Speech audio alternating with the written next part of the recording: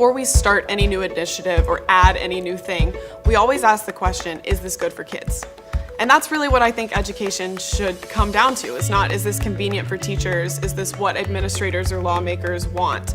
But is this really a good thing for kids? So when we looked at adding practice into the mix of things that we're doing, we sat down and said, is this something that's good for kids?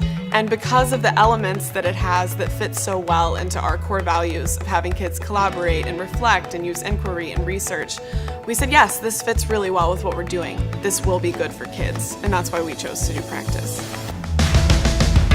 We used it as a peer reviewing tool because one of our core values here is presentation and then review. So we used it as a peer reviewing tool, and I liked that it was a randomized process. So I knew that I was getting honest advice and that I was getting the best advice possible to be able to better myself and my projects in the future.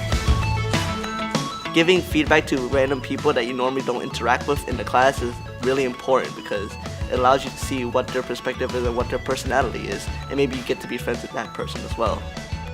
There's this feature in practice that allows me to grade my own self as well, because that's a bit of like self-reflection, so giving my self-reflection is the best way for me to improve as a person.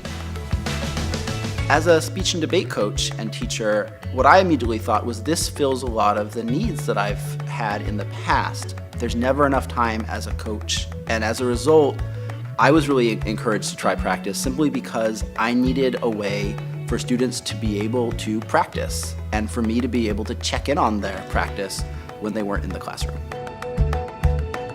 We really try to keep it streamlined, what tech the kids are using, what software they're using. So the fact that practice plugs into Canvas and it's right there in a format that the kids are used to seeing where their assignments are normally given, that was a big plus. The other big plus for me is that I love having kids self-assess and peer review. And one of our core values here is reflection, so I love also having them reflect at the end of a project. And practice walks them through all three of those steps. It's all built into one place.